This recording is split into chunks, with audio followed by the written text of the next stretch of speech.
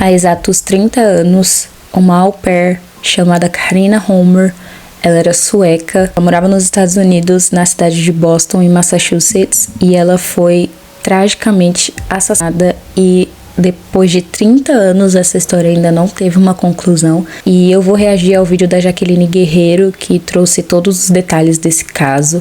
Mas antes disso, eu queria te pedir para que, se você for uma pessoa sensível e não goste de vídeos de true crime, que você não assista esse vídeo, porque a Jaqueline, ela dá detalhes de como foi a morte da Karina.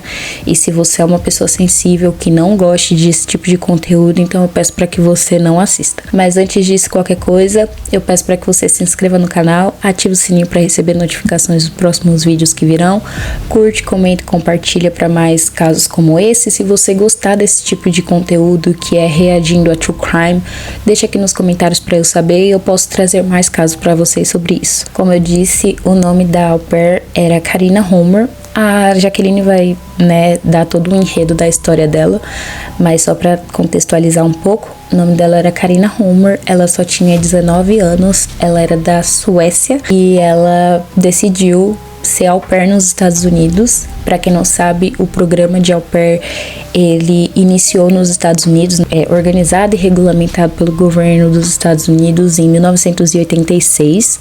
Então essa história é de bastante tempo, de 30 anos atrás. Ela sabia do programa de au pair, ela decidiu ser au pair nos Estados Unidos. E aí, de forma muito trágica, infelizmente, ela foi brutalmente assassinada. E a gente vai ver o que aconteceu através do vídeo da Jaqueline Guerreiro. Hoje eu vou contar pra vocês o caso da Karina Homer e as informações sobre a vida dela, As informações antes do caso acontecer não são amplamente divulgadas, mas sabe-se que ela nasceu no dia 7 de setembro de 1975. Nem todas as fontes informam o mesmo local de nascimento da Karina, então ele difere em algumas delas. Algumas fontes dizem que ela nasceu em Allared, outras em Skillingaryd. Os locais ficam a 10 quilômetros de distância um do outro e são localidades do mesmo município, que é o Vagrid, que fica no sul da Suécia. De acordo com fontes, na época do caso, a família dela morava em Skillingaryd e durante a infância ela morou em Allared. O pai de Karina se chamava Ola Homer e ela tinha uma irmã mais velha chamada Johanna Homer e outras duas irmãs mais novas. Seu pai era sueco e sua mãe era alemã. O ex-repórter de TV de Boston, Ted Wayman, foi até a Suécia quando o caso aconteceu para entender melhor quem era a Karina através de sua família. Em 1977, quando ela tinha 2 anos, ela se mudou junto da sua família para uma casa de madeira vermelha, que tinha 2 andares e ficava no final de uma estrada rural sinuosa. Karina sempre ansiou por conhecer o mundo além daquilo que ela via em Allared, a vila produtora de leite com apenas 100 habitantes, onde ela morou com a família. Seu pai e sua irmã disseram ao repórter que a Karina era uma criança ótima, apesar de ser teimosa desde muito pequena. Ela foi uma boa aluna e aos 8 anos entrou no equivalente a uma organização de escoteiros e se apaixonou pelos animais e por viajar. Ela era aventureira e adorava atividades ao ar livre. Ela era determinada e sabia o que ela queria, mesmo assim ela não tomava atitudes imprudentes. Depois de terminar o ensino médio, em 1994, a Karina frequentou uma escola para aprender a como ter um restaurante de sucesso e trabalhou como garçonete e chefe por 2 anos na cidade de Jönköping. Ela tinha pouco dinheiro e jogava raspadinhas chamada Trislot na esperança de fazer fortuna. Enquanto isso, ela já planejava trabalhar nos Estados Unidos como au pair por 1 ano. Aos 20 anos de idade, em março de 1996, ela ganhou 10.000 coroas suecas em um bilhete de loteria. Ela viu isso como uma oportunidade para realizar os seus sonhos de viajar e ela sabia exatamente para onde iria. Esse valor de coroas suecas equivalia a cerca de $1.500 naquela época. Então, assim como outras garotas suecas, como eu falei, ela queria ser au pair nos Estados Unidos. E cara, olha como as coisas são, Realmente estava destinado para ela ir morar nos Estados Unidos, porque quem diria que em uma raspadinha você ganharia um dinheiro que era equivalente ao valor de uma passagem para você ir embora. Outra, o intercâmbio de au pair, o programa de au pair, ele já é um programa muito antigo, então antigamente não era todo mundo que tinha acesso a esse intercâmbio, Provavelmente era um intercâmbio mais caro, apesar de hoje ainda ser caro, mas ainda existem outros programas de intercâmbio que conseguem ser mais caros do que esse. Mas naquela época, provavelmente era uma das poucas opções que as pessoas tinham para poder viajar e fazer um intercâmbio, e provavelmente custava muito caro, porque $1.000 era muita coisa, para a época. E ela conseguiu sabe, através de uma raspadinha, o valor para fazer esse intercâmbio e o sonho dela foi simplesmente destruído. Isso é...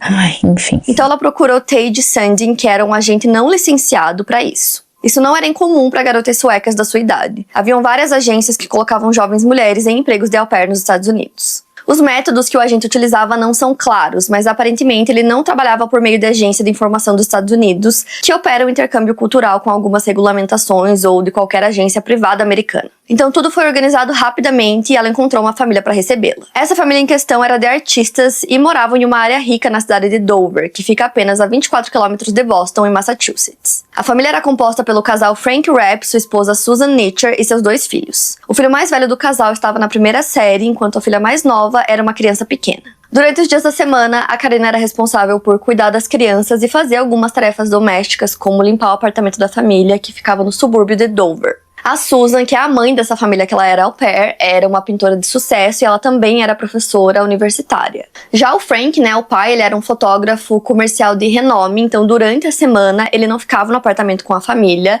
ele ficava em outra propriedade que a família tinha, que no caso era um loft que ficava no sul de Boston e ele também utilizava o local como um estúdio de fotografia. Então, durante a semana ele ficava no loft, e nas sextas-feiras ele voltava para o apartamento da família, e aí ficava, né, com a esposa e com os filhos, e aí na sexta eles deixavam que a Karina fosse pro loft para ela ficar lá e curtir o fim de semana, né, a folga dela, e para ela ter também um pouco mais de privacidade. Então lá ela podia sair, né, podia curtir a cidade, e ela parecia que amava a nova rotina, então ela se deu muito bem na cidade. As crianças também que ela cuidava, né, da família, amavam ela, então ela se adaptou à nova rotina super bem. E ela também fez amizades bem rápido com outras garotas suecas que também eram au pair ali na região. A Karina até teve alguns namorados no período que ela morou lá na cidade, então nos fins de semana ela e as amigas, né, gostavam de ir pra Boston pra ir pra balada, pra curtir as festas, já que elas moravam em cidades menores que não tinham tantas festas assim, elas gostavam de ir pra Boston pra isso. E aí, falando principalmente do caso da Karina, ela veio de uma cidade extremamente minúscula, né, tinha uns 100 habitantes, então era muito, muito, muito pequenininha, então pra ela, estar numa cidade grande era algo que ela sempre quis, algo muito novo, e ela adorava explorar a cidade e sair. Então ela e suas amigas gostavam de se reunir no loft da família, que a Karina ficava nos fins de semana, porque ele ficava mais próximo das baladas, dos bares, e porque elas tinham mais privacidade, então elas se reuniam lá antes de sair. A Karina gostava muito de sair à noite, e ela gostava de ficar nas festas até tarde, gostava de beber, de dançar. No início parecia que ela tava amando a nova vida nos Estados Unidos, que ela tava super bem, que ela tava adorando tudo que ela tava vivendo. E as cartas que ela escrevia pra família expressavam exatamente isso, que ela tava super bem. Só que aí, conforme os meses foram passando, isso foi mudando e as cartas que ela mandava pareciam cada vez mais tristes e sombrias. Ela expressou através das cartas que ela estava pensando em encurtar sua estadia nos Estados Unidos porque as coisas não estavam sendo como ela esperava. Em uma carta que ela enviou para sua amiga Charlotte Sandberg, ela disse que ela estava muito cansada de fazer tantas tarefas domésticas, que era parte do seu trabalho. Em um trecho da carta ela dizia: há sempre muita limpeza, eu acho que estou estressado o tempo todo, então não é exatamente o que eu esperava. Ou pode passar anos e o intercâmbio de au pair nunca vai mudar, né? Que é as famílias quererem que a au pair faça serviços domésticos, sendo que a au pair não é uma empregada doméstica, é sim uma babá. Ela não tá lá pra cuidar da casa e sim pra cuidar das crianças. É lógico que coisas que estão relacionadas aos cuidados das crianças, por exemplo, lavar roupa, limpar o quarto, organizar os brinquedos, tudo mais, isso é de função da au pair. Fora isso, não é. E, infelizmente, as famílias, elas não entendem isso e pode passar anos que isso vai continuar acontecendo, que é as au pairs terem que, algumas, né, não falo no geral, porque não tem como generalizar isso, mas muitas au pairs terem que, né, limpar a casa, fazer serviços domésticos, quando, na verdade, esse não é o intuito do intercâmbio, mas, enfim. Vai passar ano, vai voltar ano e passa ano e as coisas vão continuar do mesmo jeito. Em outro trecho de uma carta que ela enviou para outra amiga, ela disse que algo terrível tinha acontecido, mas que ela não podia contar na carta e que ela contaria quando ela voltasse. A Karina realmente quis encurtar a viagem, então ela estava planejando voltar para casa em agosto de 1996, 6 meses depois dela ter começado seu trabalho como au pair. No início, ela planejava ficar pelo menos um ano, como eu disse pra vocês, só que aí, depois de alguns meses, ela mudou de ideia e decidiu voltar antes. Então, essa era a data que ela iria, né, e ela tinha que esperar chegar essa data, então ela continuou vivendo em Boston até poder voltar pra casa. Na sexta-feira, dia 21 de junho de 1996, a Karina e suas amigas combinaram de se encontrar no loft do Frank, né, que a Karina ficava nos fins de semana. Uma observação rapidinho, o intercâmbio só tinha 10 anos, tipo, só tinham 10 anos que o intercâmbio de au pair tinha sido regularizado e, né, organizado e regularizado e formulado oficialmente pelo governo dos Estados Unidos, nos Estados Unidos. Que loucura. Então era muito recente. Tipo, era muito recente mesmo. Semana, como elas sempre faziam antes de sair. Naquele dia, elas iriam pra um bar depois. Depois de se arrumar, elas decidiram ir pro Club Zanzibar, que era uma casa noturna que ficava no Distrito dos Teatros, em Boston. Essa região era muito popular entre as au pair e entre também visitantes da Europa. Esse era um clube que a Karina e suas amigas costumavam ir pra finalizar a noite delas, então ele ficava ao lado do Boston Common.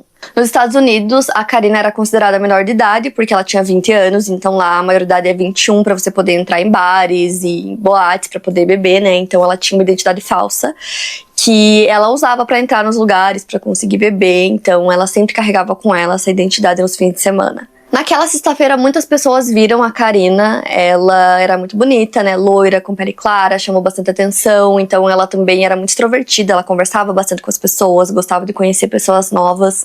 Então, muitas pessoas lembram de ter visto ela naquele dia. Além disso, dia 21 de junho era um dia especial para ela, que fazia ela lembrar de casa, porque no dia 21 eles comemoram o Midsummer, que é uma tradição para eles. Eles comemoram e celebram a chegada do verão, então era o solstício de verão, o dia mais longo do ano. Então foi um dia que elas se divertiram muito com as amigas, elas dançaram, beberam, cantaram e ficaram até o clube fechar. Testemunhas dirão posteriormente que a Karina estava bem bêbada e que eles se lembram disso, então quando o clube fechou, ela estava pronta para ir embora. E o maior problema é que não se sabe exatamente o que aconteceu depois disso, porque posteriormente a polícia conversou com várias testemunhas para tentar montar uma linha do tempo e entender o que aconteceu, só que a maioria dessas pessoas estavam embriagadas, então muitas informações eram conflitantes. Acredita-se que por volta das 3 da manhã do dia 22 de junho, a Karina foi convidada a se retirar do bar porque ela estava muito embriagada e porque o bar já estava fechando. Algumas fontes dizem que o bar, na verdade, fechava às 2 da manhã e não às 3.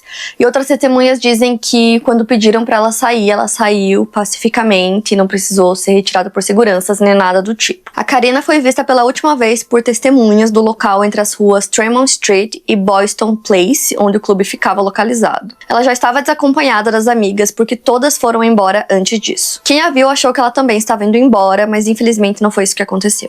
Ninguém teve notícias dela depois disso. No dia seguinte, domingo, dia 23 de junho, um morador de rua estava mexendo em uma caçamba de lixo no bairro Back Bay, também em Boston, perto do Fenway Park, não muito longe do Zanzibar, né, o local que ela estava. Isso era por volta de 1h30 da tarde e o morador da rua estava procurando garrafas e restos de comida, quando ele agarrou um saco de lixo escuro e percebeu que esse saco estava muito pesado. Por curiosidade, o homem resolveu abrir o saco e quando ele entendeu o que estava ali dentro, ele saiu gritando por ajuda. Policiais de Boston foram chamados e liderados pelo detetive Thomas Ollery, e oficiais chegaram ao local da caçamba de lixo. Ficava em um beco estreito. O saco de lixo verde foi removido de dentro da lixeira e à primeira vista eles enxergaram um braço humano. Era um braço feminino com mãos bem cuidadas e unhas esmaltadas. O saco pesava 22 quilos no total e tinha o restante de um torso decepado. Os investigadores vasculharam o resto da caçamba de lixo procurando outro saco que pudesse conter a parte de cima do corpo da vítima, mas nada foi encontrado. No local também havia uma segunda caçamba de lixo que foi cuidadosamente vasculhada pelos investigadores, mas novamente nada foi encontrado. Entre os itens que a polícia foi vista coletando no local estava um disco redondo de metal que parecia ser uma lâmina de serra circular, mas os investigadores não confirmaram isso. A vítima foi estrangulada até a morte. Seu corpo estava limpo, foi lavado e ela estava sem maquiagem. A polícia determinou que ela não havia sido morta nas proximidades, pois não havia sangue por perto. Eles também... E a pessoa que fez isso foi tão cruel que, além de ter feito tudo isso, né, ainda teve a... Eu não sei nem como dizer isso, mas a pessoa ainda teve a capacidade de limpar o corpo, de tirar a maquiagem dela, sabe, de lavar o corpo inteiro dela. Eu não consigo nem imaginar como que é pra pessoa fazer isso e na paz do Senhor, sabe? Limpar o corpo dela, tirar toda a maquiagem. Isso é tão cruel, num nível assim, que é tão psicopático, sabe? Não sei nem se existe essa palavra, mas a pessoa é tão psicopata a ponto de, tipo, isso não abalar ela. É um corpo, sabe? Era uma vida, era uma menina de 20 anos. E, tipo, isso não abalou a pessoa que fez isso em nada. Eu fico chocada. E não sabiam exatamente quem era a mulher devido à identidade falsa encontrada junto a ela. O torso foi levado para autópsia e havia marcas claras de estrangulamento. Eram marcas feitas por corda ou cordão, determinando que ela não foi estrangulada manualmente. A bissecção do seu corpo estava completamente limpa. As autoridades concluíram que provavelmente foi utilizada uma serra elétrica nesse processo. O corte foi feito no meio do tronco, logo abaixo das costelas e acima da pelvis. A descoberta do corpo foi noticiada nos jornais. E a polícia recebeu um telefonema do Frank e da Susan, os patrões da Karina. Eles informaram à polícia que ela estava desaparecida. Seus amigos disseram que ela não tinha retornado ao loft após a noite de sexta-feira. A polícia confirmou que o corpo encontrado pertencia a Karina com a sua família, que fez a identificação oficial no dia 25. Depois de uma autópsia ser realizada, as autoridades de Boston precisavam enviar os restos mortais da Karina de volta para sua terra natal, na Suécia. O detetive Tommy se lembra de uma pergunta comovente feita pelo pai de Karina, em relação ao corpo da sua filha. Ele disse: "O que eu vou receber de volta?" O detetive respondeu: "Você receberá a parte de cima do torso dela. Você receberá o rosto lindo da sua filha." No funeral da Karina na Suécia, amigos e familiares usavam roupas. Gente, pensa, os pais dessa menina se despediram dela no aeroporto. E quando ela voltou pra casa, era só metade do corpo dela, sabe? Não era ela. Era metade do corpo dela. Gente, isso é tão cruel. Mas vamos continuar. Roupas coloridas pra relembrar o quanto a personalidade dela era alegre. O pai dela estava extremamente emocionado, e enquanto isso acontecia lá nos Estados Unidos, os investigadores continuavam, investigando o caso e procurando a outra parte do corpo da Karina. Mas infelizmente, depois de muitas buscas, eles não encontraram. A distância entre o Zanzibar, que era o local, onde a Karina estava naquela noite, e o local onde foram encontrados os restos mortais dela, era pouco mais de 2 km de distância e era uma rota reta, então era bem perto. Para as autoridades, o fato do assassino ter usado uma corda ou um cordão para realizar o estrangulamento mostrava que ele possivelmente tinha um modus operandi, pelo fato dele não ter usado as próprias mãos. Com isso, a polícia tinha 2 teorias. A primeira era que a morte da Karina tinha sido acidental e que a pessoa que matou ela sem querer tinha fetiche por usar cordas. Já a segunda teoria era que ela tinha sido assassinada por alguém que planejou o seu assassinato de forma meticulosa. As autoridades iniciaram buscas em todas as... Gente, mas não existe essa de sem querer. Tipo, cortaram a menina no meio. A hipótese do sem querer nem deveria ter existido, porque ela foi cortada ao meio. Sabe? Não tem como uma pessoa sem querer cortei a outra no meio, gente. Que negócio louco é esse? Não existe isso. As lixeiras pela cidade, então eles estavam tentando ainda encontrar, o restante do corpo, começaram a buscar em todas as lixeiras. E naquele saco de lixo que eles encontraram, parte do corpo dela, eles também fizeram testes para ver se eles conseguiam encontrar alguma coisa. Eles conseguiram uma impressão digital parcial e aí eles começaram a investigar o saco de lixo, porque eles queriam tentar encontrar a marca para possivelmente conseguir chegar no fabricante. Nenhuma correspondência foi encontrada com aquela digital parcial e eles também tinham coletado amostras das unhas da Karina e da parte interna da sua boca, que também não levaram a nada que pudesse ajudar na investigação. Além de procurar nas lixeiras, eles também procuraram em todos os corpos d'água pela outra parte do corpo da Karina. Os investigadores também usaram cães farejadores para buscar no loft do Frank para ver se eles encontravam alguma coisa e eles não encontraram nada. A polícia precisava descobrir Frank o que tinha é o host father da Karina. Acontecido depois que ela saiu do clube, então eles começaram a conversar com testemunhas que acabaram se lembrando da Karina porque naquele dia ela usava uma calça prateada, então isso chamava a atenção das pessoas. Como eu disse pra vocês, naquele dia ela tinha ido pro bar com as amigas, então 2 dessas amigas saíram do bar antes que ela, acompanhadas de homens que elas conheceram lá. Uma terceira amiga tinha bebido tanto que ela desmaiou lá no bar e ela foi vista depois sendo carregada por um segurança, e aí tinha a Karina. O que a polícia tinha certeza é que ela tinha saído do Zanzibar e na rua que ficava esse clube tinham vários outros bares que ainda estavam abertos e tinham várias pessoas nos bares, nas ruas, e muitas pessoas viram ela. Então, uma coisa que a polícia descobriu foi que ela tentou voltar para o Zanzibar, mas que eles não permitiram que ela entrasse porque o bar estava fechando. E por volta das 3 horas da manhã, todas as outras casas noturnas também estavam fechando, então se ela tentasse entrar em outra, ela também não conseguiria. Testemunhas que viram ela dentro do Zanzibar disseram que ela ela estava bem embriagada. E aí uma testemunha disse que viu ela por volta das 3h20 da manhã em um beco, cantando e dançando com um morador de rua. Ela também foi vista por outra testemunha conversando com um homem que estava com uma camiseta do Superman. Ele estava passeando com o seu cachorro, que era branco, e estava usando uma roupinha que combinava com a dele. Outra testemunha viu a Karina conversando com alguns homens que estavam em um carro Mitsubishi prata. E essa testemunha disse que eles estavam tentando convencer ela de ir para uma festa com eles, mas não se sabe se ela chegou a entrar nesse carro ou não. Essa testemunha que viu a Karina conversando com esses homens que estavam no carro não foi identificado, mas ele aparentemente estava com a Karina e esse grupo de amigos dela, né, na noite no bar, então estava lá com as amigas dela. E aí ele contou que quando viu ela conversando com esses homens do carro, ele disse que ele poderia acompanhá-la até a casa dela. Ele disse que nesse momento que ele chamou ela, ele tinha se inclinado sobre o carro, e aí ele disse que um dos homens ameaçou ele, dizendo pra ele sair dali, senão ele teria sua cabeça esmagada. Outra testemunha afirma ter visto a Karina entre 3h30 e 4 horas da manhã em uma loja 24 horas, tipo uma conveniência, que ficava a pouco mais de 1,5 km do Zanzibar e geralmente...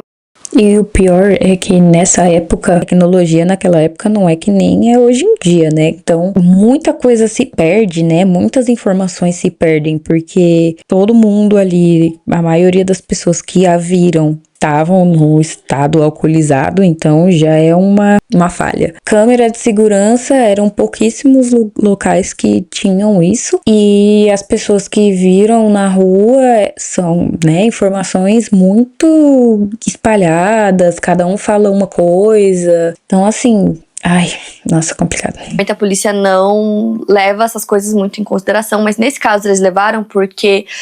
metade, né, do corpo dela foi encontrado a 2 quilômetros de distância. Então, digamos assim, que estava quase chegando no local onde o corpo foi encontrado. Então, esse local específico era importante, né, para a polícia. Só que ao mesmo tempo que muitas pessoas afirmaram ter visto a Karina naquela madrugada, era muito complicado montar essa linha do tempo, porque a maioria dessas pessoas estavam embriagadas, né? Eram pessoas que também estavam em bares, e aí os horários às vezes não batiam. Então a polícia achava que nem todas essas pessoas poderiam estar certas sobre o que elas achavam que tinham visto. Nem tudo que eles ouviram, né, de testemunhos poderia ser completamente confiável. Como eu falei pra vocês, pela forma como o corpo da Karina tava naquela lixeira, a polícia acreditava que ela não tinha sido morta ali, não havia sangue, né? O corpo estava limpo, ela não tava nem com maquiagem mais no rosto. Então eles acreditavam que ela tinha sido levada pra outro lugar, que ela foi morta em outro lugar e depois colocada no saco e deixada ali. Inicialmente a polícia não tinha muitas pistas para seguir, então eles decidiram investigar as pessoas mais próximas à Karina. E uma dessas pessoas eram a família, né, que ela era au pair, então o Frank e a sua esposa. E aí eles foram a primeira pessoa que fez, né, que ajudou a fazer a identificação. Então quando a polícia falou sobre ter encontrado esse corpo, que não tinha como identificar porque a identidade dizia um nome que não era o dela, eles ligaram para a polícia e disseram que a au pair deles estava desaparecida, e assim eles conseguiram rapidamente identificar que era a Karina. Mas depois que ela foi identificada, os dois pareciam que simplesmente não queriam mais se envolver, não queriam mais nem falar sobre o caso. O Frank chegou a ser interrogado pela polícia porque eles descobriram, né, sobre as cartas que ela tinha enviado para as amigas e que a princípio ela ficaria 1 ano nos Estados Unidos, mas que uma coisa terrível tinha acontecido, que ela não estava feliz e decidiu ficar só 6 meses, né? Então eles queriam descobrir o que era essa coisa terrível. O Frank foi investigado extensivamente, ele tinha um álibi bem forte que foi corroborado por toda a sua família. Naquele fim de semana, os pais dele estavam visitando, então eles passaram praticamente todo o fim de semana juntos. Só que aí, posteriormente, alguns detalhes do comportamento do Frank começaram a ficar muito suspeitos. E, gente, uma coisa que me deixa indignada é, tipo, como que uma família tá hospedando uma pessoa que é de outro país e uma coisa trágica dessa acontece e a família, tipo, foda-se. Eu identifiquei o corpo aqui, era ela mesmo e é isso, eu não vou ajudar, não vou... Pelas regras do programa de au pair, a família, a host family, ela é responsável pela au pair. A au pair é de responsabilidade da família. Então, assim, como assim, sabe, você não se responsabilizar pela sua au pair? que trabalha e mora na sua casa, você não querer ajudar a polícia a investigar, a saber o que aconteceu. Houve a suspeita, né, do Hostfather ser um dos responsáveis, mas não chegou a conclusão nenhuma, então provavelmente ele não foi inocentado. E eu acho que às vezes até a pessoa que é realmente a acusada do caso, até essa pessoa, ela tem mais humanidade de ajudar com o caso do que eles, que, né, se dizem inocentes, que não fizeram nada e que eram a família responsável por ela e simplesmente largaram de mão. Cara, isso me deixa sem palavras, sabe? Logo após o corpo da Karina ser encontrado, a polícia foi chamada para uma lixeira que estava pegando fogo, e essa lixeira ficava bem na frente do apartamento do Frank e da sua esposa Susan. A polícia encontrou roupas carbonizadas dentro dessa lixeira, que foram enviadas para análise, mas não eram roupas da Karina, e eles também não conseguiram identificar sangue nessas roupas. A estação de transferência de lixo de Dover também foi revistada por cães farejadores, já que o Frank tinha obtido uma autorização para despejar lixo lá logo no dia seguinte do desaparecimento da Karina. Na época também circularam vários rumores de que talvez a Karina e o Frank pudessem ter tido algum tipo de relação. E aí, quando isso surgiu, várias babás que já tinham trabalhado para a família decidiram falar e contaram que o Frank tinha um comportamento bem inapropriado com elas. Então, esses fatores somados com as cartas que a Karina tinha mandado para as amigas, surgiram algumas teorias de que talvez ela estivesse grávida, né, uma gravidez indesejada, ou que talvez ela tivesse descoberto alguma coisa sobre o Frank, alguma coisa terrível que não era para ela descobrir. Apesar das inúmeras suspeitas em cima do Frank, eles não tinham evidências, né, fortes contra ele, então muitas pessoas acreditam que ele tem alguma coisa a ver com o caso até hoje, mas ele nunca foi preso em conexão com o caso. Alguns meses após o início da investigação, a polícia de Boston recebeu uma ligação contundente das autoridades de Marshall, na Virgínia, onde foram encontradas pernas de uma mulher entre 20 e 40 anos. Eles foram até o local para coletar amostras, mas exames mostraram que essas pernas não eram da Karina. Na semana anterior à morte da Karina, um torso masculino foi descoberto na costa da ilha Paddocks, perto de Hull, no porto de Boston. Porém, os investigadores acharam improvável que os casos estivessem conectados, porque o torso masculino estava em avançado estágio de decomposição, indicando que ele estava na água há meses. A polícia de Boston recorreu à unidade de ciências comportamentais do FBI para ajudar no caso, por conta dessa natureza violenta e bastante atípica desse assassinato. Eles foram chamados para analisar o crime e traçar um perfil para o assassino. Desde o início, eles enfrentaram dificuldades. Não havia cena de crime nem imagens de câmeras de segurança, e tudo que eles tinham eram relatos de testemunhas que estavam embriagadas na noite em questão. O medo se instaurou na cidade depois que o público soube dos detalhes de como o corpo foi encontrado, e havia especulações de que poderia ter um assassino em série à solta em Boston. Entretanto, psicólogos forenses que analisaram o caso trouxeram uma perspectiva diferente em relação ao assassino. A bissecção de Karina foi o único sinal de mutilação encontrado em seu corpo, e múltiplos sinais de mutilação são comumente exibidos em crimes cometidos por assassinos em série. Uma das possíveis explicações para o único corte poderia ser a tentativa do assassino de esconder completamente possíveis evidências relacionadas à agressão sexual, ou também a bissecção poderia ter sido feita por necessidade durante o processo de descarte do corpo. Os psicólogos levantaram a possibilidade de que poderia sim se tratar de um assassino inexperiente, mas ele possivelmente sofria de doença mental e sofreria a tentação de agir da mesma forma novamente. Conforme os meses foram passando, os investigadores continuaram seu trabalho de entrevista. Ai, gente, não tem como falar que a pessoa que cortou a menina no meio e, além disso, estimulou ela ser um assassino inexperiente. Assassinos inexperientes, a gente vê em vídeos de true crime. Eles deixam muitos rastros, pistas de digitais, né, rastro de sangue e tudo mais. Cara, eles limparam o corpo dela, né, a pessoa que fez isso limpou o corpo dela. Tava limpo, lavado, sem maquiagem, sem nada. Não encontraram nada no saco de lixo. Tipo, nenhuma digital. A pessoa que fez isso, ela sabia muito bem do que estava fazendo. Eles entrevistaram mais de 300 pessoas, além de entrevistar o Frank. Eles localizaram pessoas que estiveram na presença da Karina na noite do seu desaparecimento para entender se existiria alguma conexão entre elas e o caso. Então eles conversaram com John Ziewitz, que era o vocalista de uma banda local chamada Sleep Chamber.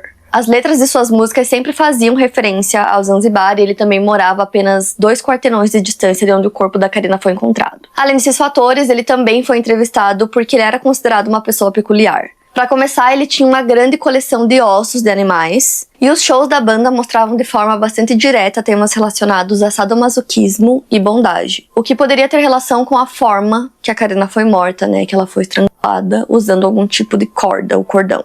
Na época, o John estava lutando contra o vício em heroína e, segundo relatos, ele estava instável. Apesar de existirem alguns fatores que fizessem com que a polícia achasse que ele poderia ser uma pessoa de interesse, né, ele foi investigado e tudo mais, eles não encontraram nenhuma evidência que realmente provasse que ele estava envolvido de alguma forma, então ele foi descartado. Além disso, ele também tinha um álibi, né, ele disse que ele estava de férias naquele fim de semana. O homem que foi visto conversando com a Karina enquanto passeava com seu cachorro foi identificado como Herbert Witten. Ele foi levado ao interrogatório algumas vezes porque ele era conhecido por ter uma rotina um pouco esquisita, né, pra dizer o mínimo. Então ele costumava sair pelas ruas tarde da noite, quando ele sabia que os bares estavam fechando, pra tentar pegar mulheres embriagadas. Ele não frequentava casas noturnas e também não passava muito tempo socializando, e mesmo assim ele fazia uma viagem de Andover, onde ele morava, até Boston, que era mais ou menos 40 minutos, quando os bares estavam fechando, então, de madrugada, pra tentar encontrar mulheres. Além disso, ele sempre levava o cachorro com ele e os dois sempre estavam com uma camiseta do Superman combinando, né? Ele e o cachorro com uma roupinha combinando. Então, meio que ele era inconfundível, era muito fácil identificar ele, né? E aí, a polícia conversou com ele várias vezes, só que ele tinha um álibi bem forte, porque ele pegou uma multa por excesso de velocidade enquanto ele estava voltando para casa naquele dia. E aí, cerca de um ano após a morte da Karina, o Herbert tirou a própria vida em sua casa. Segundo seu advogado, embora ele nunca tenha sido identificado publicamente ou oficialmente como suspeito, só o fato dele ter sido considerado uma pessoa de interesse fez com que ele entrasse em uma depressão profunda. Depois da morte dele, houve muito interesse, né, nele, e as pessoas começaram a acreditar que ele realmente poderia ser o assassino. E aí encontraram ossos enterrados no quintal da casa que ele morava, e aí fizeram testes e descobriram que eram ossos de animais. Em dezembro de 1996, um homem chamado Gregory Hummel foi preso por sequestro e tentativa de abuso. Ele já tinha algumas acusações na polícia de dirigir sob influência de álcool e por apresentar comportamento violento em relação a mulheres, mas o que chamou a atenção da polícia em relação a ele foi o local onde ele cometeu o sequestro, que foi no Zanzibar. Conforme esse caso era noticiado, para a polícia parecia cada vez mais que ele poderia realmente ter cometido o assassinato da Karina alguns meses antes. O Gregory trabalhava em uma corretora imobiliária em Black Bay e ele também tinha os seus próprios imóveis que ele administrava. Por ser proprietário de vários imóveis e ter que cuidar desses imóveis e fazer alguns reparos, ele tinha muitas ferramentas. As autoridades alegam que ele não tinha à sua disposição apenas as ferramentas para conseguir desmembrar um corpo, como ele também tinha vários locais à sua disposição. Apesar desses fatores que poderiam apontar ele como um possível suspeito para o caso, nunca houveram evidências concretas. Então, até 2022, ele ainda trabalhava como corretor de imóveis em Boston. Outro suspeito era Eugene McCollum, que assassinou e decapitou uma prostituta e um homem em 2000. A polícia vinculou ele ao caso da Karina por muito tempo, só que depois que ele foi preso e condenado por esse outro caso que eu citei, ele foi descartado no caso da Karina. Os ex-namorados da Karina também foram interrogados e um deles, inclusive, era policial em Boston, mas nenhum deles virou realmente um suspeito do caso, não tinha nenhuma evidência, então depois de um tempo o caso esfriou. O David Mayer, que é promotor do Massachusetts, falou sobre o caso e ele explica o porquê é tão difícil investigar um caso desse. Então ele fala que eles não têm a cena do crime, que é extremamente importante. Sim. Não tem como determinar com precisão como ela foi morta. Foi o que eu falei, tipo, eles não tinham uma tecnologia que a gente tem hoje, então, sabe, de onde eles iam tirar vídeo? Hoje em dia a gente tem foto em tudo quanto é lugar, vídeo em tudo quanto é lugar, sabe? A gente tá o tempo inteiro com o celular na mão. Então é uma mensagem que eu mando, uma localização que eu compartilho, isso tudo faz com que conecte uma ação a outra até chegar a um fato. E naquela época não tinha isso, né? 1990 e poucos, nem celular ela devia ter. Então, assim, ela mandava carta para as amigas dela, ela se comunicava com as amigas dela por cartas. Então, como que você, sabe, consegue conectar uma história a outra para você conseguir chegar numa solução? Não tem como, sabe? Não tem pista nenhuma. 30 anos depois não tem pista nenhuma. Lógico que tem suspeitas, né? Por exemplo, o Rochefather é uma grande suspeita, porque ele ter queimado sei lá o que na frente do loft dele, a família, né? A Roche Family não ter dado muita importância pro fato da menina ter sido assassinada, sob a responsabilidade deles, porque querendo ou não era a responsabilidade deles, sim. Mas como é que prova? Tem como. Onde ela foi morta, por que ela foi morta, então ele fala que não importa quem a matou. Ele também fala que o caso continua sendo tão assustador hoje quanto ele foi 30 anos atrás, Sim. porque ninguém nunca disse nada. Eu sempre falo pra vocês que casos assim, às vezes basta uma pessoa saber, ou um deslize da pessoa contar pra alguém e essa pessoa ir até as autoridades. E ele fala Sim. que nesse caso ele acredita que o responsável ou os responsáveis não cometeram nenhum deslize, nunca falaram nada pra ninguém, já que em todo esse tempo ninguém se manifestou. Ele conta também que o caso ficou na cabeça dos investigadores porque era um caso muito extraordinário. Então ele fala que a vítima era improvável, eles não tinham praticamente nada de provas. Nada.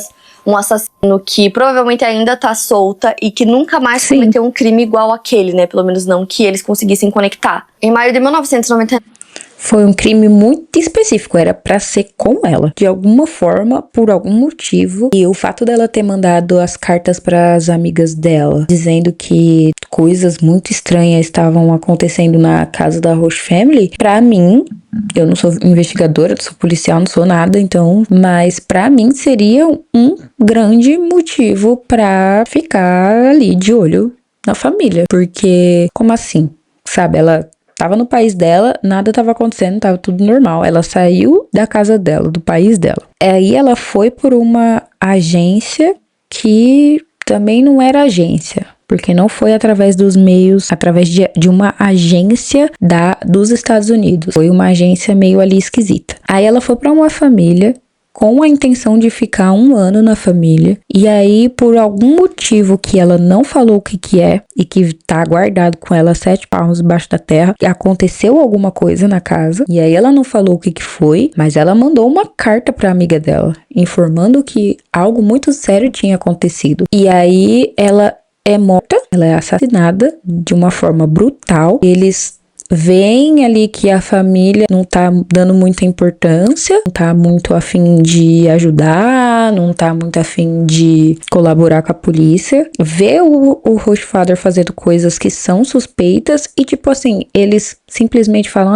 eu investiguei, não encontramos nada e ficou por isso mesmo. Não faz muito sentido. Não faz muito sentido porque, a família é o elo mais forte que ela tinha no país. Primeiro lugar que a gente vai investigar é lá. Existem coisas suspeitas. Eles não pressionaram o Rochefather pra questionar ele do que tinha acontecido. A menina mandou uma carta falando isso, e a gente quer saber o que foi que aconteceu. Como assim eles não pressionaram a família pra saber o que aconteceu? É muito estranho. aconteceu um caso parecido, só que foi lá na Flórida. Esse caso aconteceu em Hollywood. Uma mulher chamada Delia Lorna Mendes foi encontrada em uma lixeira. Ela também tinha sido cortada ao meio, na altura da cintura, só que nesse caso tinha muito sangue. Os detetives de Hollywood e Boston sentaram juntos, compararam as anotações e discutiram os 2 casos de maneira detalhada, mas chegaram à conclusão de que existiam muitas diferenças para considerar que os casos poderiam estar conectados. Diferente da Karina, a Delia foi espancada e eles encontraram as 2 partes do corpo dela na mesma lixeira. A Delia também não foi lavada e ela foi deixada no local sangrando profundamente, o que resultou em uma cena horrível. Além disso, ela tinha laços com figuras locais do tráfico, e a polícia concluiu que sua morte provavelmente foi fruto dessas conexões com o crime. Assim como o assassinato da Karina, o da Delia permanece sem solução. A ausência de uma cena de crime física para que a polícia pudesse investigar foi e é até hoje a maior dificuldade que a polícia de Boston enfrenta no caso da Karina. Isso confunde os investigadores há quase 30 anos. Não se sabe onde ela foi morta, muitos especulam que ela não poderia ter sido assassinada e esquartejada no centro de Boston devido ao barulho de uma serra elétrica nas primeiras horas da manhã, e que isso chamaria a atenção das pessoas que elas escutariam. Porém, essa possibilidade não pode ser completamente descartada, porque naquela época estava acontecendo o que ficou conhecido como The Big Dig, um projeto massivo de construção rodoviária em Boston que redirecionou a rodovia I-93 do centro da cidade para uma série de túneis. Foi o maior projeto de construção de rodovia e também o mais caro da história dos Estados Unidos. O projeto começou em 1991 e só terminou completamente em 2007. Nossa. Com certeza não foram obras silenciosas, então o barulho de uma serra poderia sim ter passado despercebido. Outro grande mistério em torno desse caso é o motivo para o assassinato. A Karina era uma jovem bonita, gentil e amada por todos que a conheciam. Suas características tornam a natureza brutal do seu assassinato incompreensível. O assassinato não afetou apenas a sua família, mas mudou a percepção de muitas pessoas sobre a cidade de Boston. E aí, falando do Zanzibar, né, o clube onde ela foi vista ali pela última vez, ele passou por muitas reformulações ao longo dos anos e acabou fechando depois da morte da Karina. Um antigo funcionário relatou o seguinte, ele disse: "A cidade toda ficou estranha depois disso.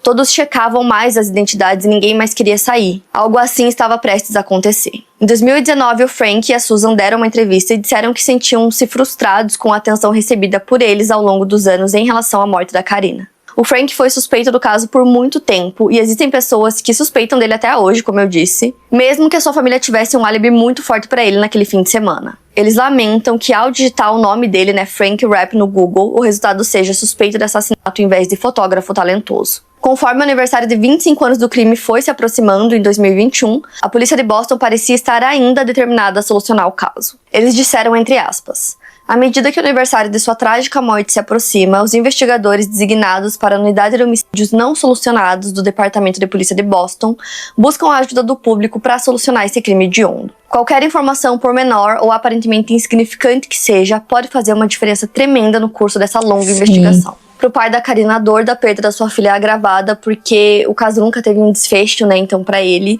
até hoje não sabe o que aconteceu com a sua filha e até hoje também o caso não teve justiça. Ele conta que todos os anos, quando eles comemoram o Midsummer na Suécia, ele vai até o túmulo da filha e leva flores, lembrando da jovem vibrante que saiu do seu país cheia de esperanças e sonhos. Apesar do tempo ter passado, o caso da Karina segue em investigação. Eles têm poucas evidências, mas elas ainda existem, né, e foram guardadas e coletadas. Então, eles acreditam que com os avanços tecnológicos pode ser que o caso ande. Eles têm 4 caixas de arquivos cheias sobre o caso que eles vivem revisitando, então eles têm bastante material. Eles têm evidências conservadas, o que é muito importante nesses casos, né? Como eu falei pra vocês, eles conseguiram uma impressão digital parcial, então eles têm essa evidência conservada.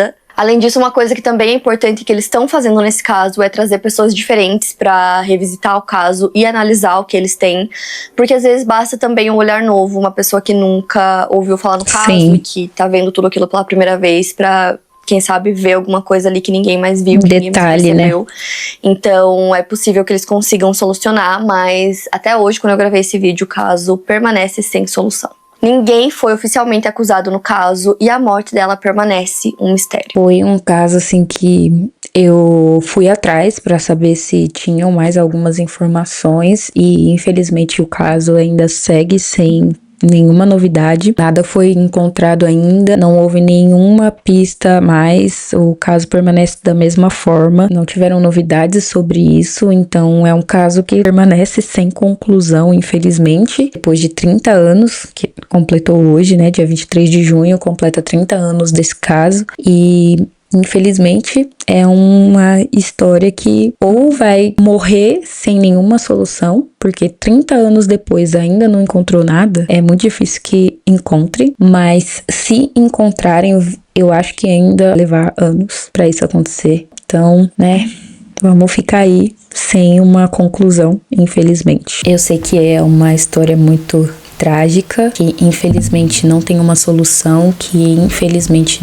a gente não sabe o que aconteceu, a gente não sabe quem foi a pessoa responsável por isso, ninguém foi acusado de nada e essa pessoa infelizmente não pagou, né, pelo crime que ela cometeu, e é uma história muito triste porque eu já fui au pair e eu fico imaginando, sabe, eu sair do meu país para realizar um sonho e nunca mais voltar, mas não nunca mais voltar porque eu tomei a decisão de imigrar e morar em outro país, mas nunca mais voltar porque infelizmente tiraram a minha vida. Então dá uma sensação muito ruim de ouvir essa história, mas é importante a gente ver todos os lados sabe, de todas as histórias, tanto os lados positivos quanto os lados negativos, pra gente tomar consciência de como a gente deve se cuidar, de como a gente deve se portar, de com quem que a gente, sabe, fala ou não fala, o cuidado que a gente tem que ter com nós mesmos, inclusive quando a gente tá fora do nosso país, que se no nosso próprio país a gente não sabe quem são as pessoas, e quem dirá num país que não é o nosso. Então é uma história trágica, uma história triste, mas é uma história pra gente se conscientizar mesmo de que, infelizmente, crimes acontecem em qualquer lugar do mundo e a gente nunca tá, né, a salvo em lugar nenhum. Então a gente tem que tentar se manter salvo dos perigos da vida, que se for para acontecer, vai acontecer, independente do que a gente faça, mas mesmo assim, se cuidar, se proteger, tentar se manter o mais longe de riscos possíveis é o melhor a se fazer. E eu sei que esse vídeo nunca vai chegar na família dela, mas quero dizer que eu sinto muito por isso ter acontecido. Espero que um dia eu possa voltar aqui no canal e dizer que o caso foi concluído e que acharam a pessoa, seja lá quem foi, que cometeu esse crime e que ele ou ela, né, porque a gente não sabe, vai pagar por isso. Então, esse é o meu recado. É difícil, mas infelizmente acontece e é importante a gente trazer esse tipo de assunto pro canal também. As coisas infelizmente acontecem e o meu canal é um canal que fala sobre viagem, que fala sobre o au pair, então é importante que eu traga também assuntos como esse pra cá. E espero muito que vocês tenham gostado desse vídeo. Deixa aqui nos comentários a opinião de vocês, eu quero muito saber o que vocês acham sobre esse caso. É isso, não se esqueçam de se inscrever no canal, ativa o sininho para receber notificação dos próximos vídeos que virão, curte, comenta, compartilha, deixa aqui nos comentários sugestões de vídeo que vocês querem que eu traga pra vocês e eu trarei, e é isso. Beijo, até o próximo vídeo.